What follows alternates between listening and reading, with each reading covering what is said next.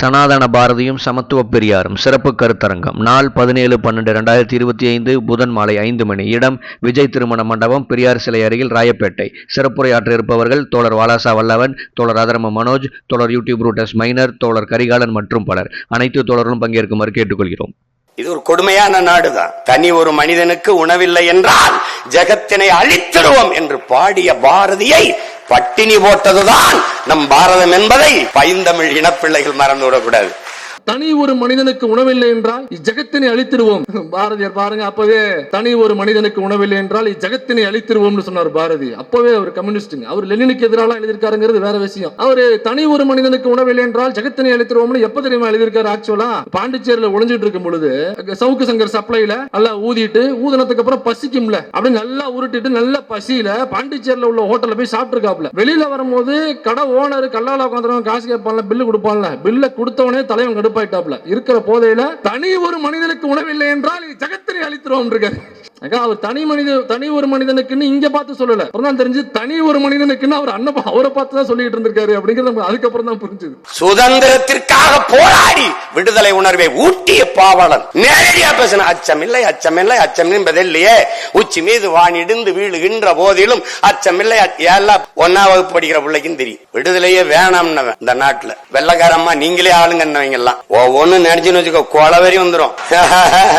பிரிட்டிஷனுடைய காவல்துறை அவரை தேடும் பொழுது கைதுக்கு பயந்துகிட்டு பாண்டிச்சேரியில போய் ஒளிஞ்சுகிட்டு இருக்கும் பொழுது அவர் எழுதின பாட்டு தான் அச்சமில்லை அச்சமில்லை அச்சம் என்பதில்லையே. யோசிச்சு பாருங்க, எழுதிட்டே இருக்கும் பொழுது போலீஸ் வந்து இருந்தாக்கா இவர் என்னவா ரியாக்ட் பண்ணிருப்பாரு? டக்குன்னு எழுதி மூடி இப்படி ஓரமா வச்சுட்டு இப்படியே உட்கார்ந்து இருப்பாரு. என்னப்பா இது எழுதினே கொடுப்பா, இது ஒண்ணு இல்ல பாஸ், நீங்க வேற இது சும்மா நான் கிரிக்க ஐயா பாஸ், இது என்ன இது பாஸ் அச்சமில்லை இல்ல, நீங்க வேற மச்சமில்லை, இது தப்பு தப்பா மச்சமில்லை, ஐயோ ஐயோ இது மச்சமில்லை மச்சமில்லை மச்சம் என்பதில்லையே. ஆங்கிலேயின் துறை போல வாழ்வதற்கு மச்சமில்லையேன்னு எழுதியிருக்கேன். உங்களை புகழ்ந்து பாராட்டிருக்கேன் பாஸ், நீங்க வேற அச்சமில்லை, அது யாரோ எழுதி கீழே போட்டு போனது பாஸ். அப்படிதான் பேசியிருப்பாப்புல. செல்லம்மா அவர்கள் ஒரு இடத்துல பதிவு பண்றாங்க, அவரு அந்த பாண்டிச்சேரி பீரியட்ல ட்ரெயின்ல போயிட்டு இருக்கும் பொழுது ஒரு ஸ்டேஷன்ல வண்டி நிக்குது அப்படின்னாக்கா ஏறி இறங்குவாங்க இல்லைங்களா? அப்ப ட்ரெயின் நிக்கும் பொழுது யாராவது ஏறுறாங்க அப்படின்னாக்கா பாரதிக்கு பட்ட பயம் வந்துருமா. ஒருவேளை காக்கி டிரெஸ் போட்டு காக்கி மேல ஏறினாக்கா அவ்வளவுதான், முடிஞ்சு போச்சு. அந்த கேரேஜையே நார் அடிச்சிருவாப்புல. இது நம்ம வடிவேலு குளிப்பாட்டுற மாதிரி குளிப்பாட்டுவாங்கல்ல, அந்த கேரேஜையே நார் அடிச்சிருப்பாப்புல. நல்ல வேளை காக்கி சட்டை போட்டு எவனும் ஏறல. நீங்க இந்த புதுப்பேட்டைன்னு ஒரு படம் பார்த்திருப்பீங்க, அதுல பஸ்ல பயந்துகிட்டே நம்ம தனுஷ் போவாப்புல, யாராவது பாத்துருவாங்களோன்னு சொல்லிட்டு பஸ்ல ஜன்னல் ஓரமா உட்காந்து போவல, பாத்திருக்கீங்களா?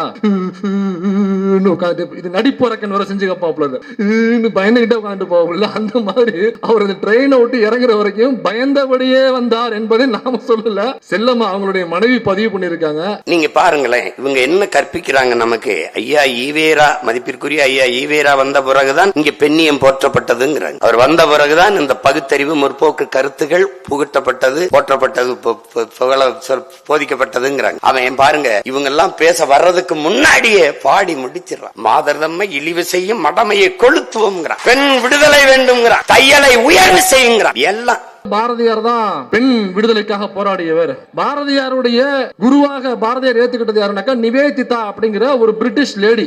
அவங்க யாருனாக்கா விவேகானந்தருடைய சீடர் நிவேதிதா. அவங்கள தான் தன்னுடைய குருவாக பாரதியார் அறிவித்துக் கொண்டார். அப்ப நிவேதிதா ஒரு தடவை கேட்கிறாங்க பாரதியார் கிட்ட, ஒரு கூட்டத்துக்கு வர்றாப்புல, பேர் என்ன பாரதியார் சுப்பிரமணி, அந்த சுப்பிரமணி வர்றாப்புல, என்ன சுப்பிரமணி நீ மட்டும் வந்திருக்க, தனியா வந்திருக்க, வீட்டுல எல்லாம் அழைச்சிட்டு வரலையா, நீ பெரிய பெண் விடுதலை போராளியாச்சு, எங்க உங்க வீட்டுல மனைவி வரலையா, அம்மா அக்கா தங்கச்சி சித்தப்பா பெரியம்மா அத்தகத்தெல்லாம் வரலையா அப்படின்னு சொல்லி இந்த நிவேதத்தா கேட்கறாங்க. இல்ல அதெல்லாம் வெறும் பேச்சுதான் ப்ரோ, நீங்க செயல்பாடுகள் எதிர்பார்க்கறீங்க. வீர பாக்குனாக்கா பேர்ல மட்டும் தான் நீங்க எதிர்பார்க்கணுமே தவிர உடம்புல எதிர்பார்க்க செயல்பாடுகள் எதிர்பார்க்க கூடாது. அதெல்லாம் போனோமா லைட்டா உருட்டணுமா, ரெண்டு புகை இழுத்தமா எழுதணுமா வந்தமான இருந்துட்டே இருக்கணும். நீங்க என்ன சின்ன புள்ளதனமா பேசிட்டு இருக்கீங்க? அதெல்லாம் எங்க மதத்துல எங்க வீட்டுல அலோவ் பண்ண மாட்டாங்க நிவேதிதா. நீங்க என்ன உங்க நாட்டுல இருக்கிற மாதிரி இங்க வந்து பேசிட்டு இருக்கீங்க? எங்க வீட்டுல அலோவ் பண்ண மாட்டாங்க, அவங்க படிதாண்டா பத்தினிகள் அப்படின்னு பாரதியார் பேசியிருக்காரு.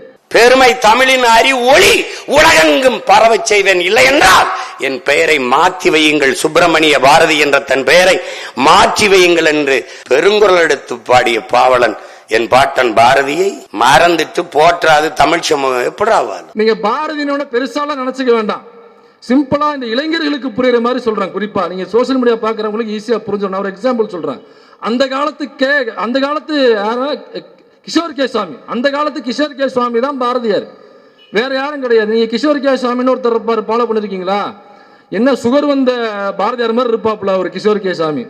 நீங்க ஜெயில எல்லாம் போட்டு அடைக்க முடியாது, அந்த 2 கம்பிக்கு வெளியிலே வந்துருவாப்புல அவரு. இவன் என்ன டோன்னே உங்களால கண்டுபிடிக்க முடியாது. இன்னைக்கு ஒன்னு எழுதுவான், நாளைக்கு வேற ஒன்னு எழுதுவான்.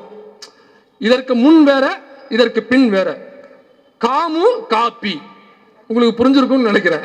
கிமு கிபி மாதிரி இது காமு காப்பி. அந்த மாதிரியான ஒரு அந்த காலத்து கிஷோர் கே சுவாமி தான் பாரதியார்.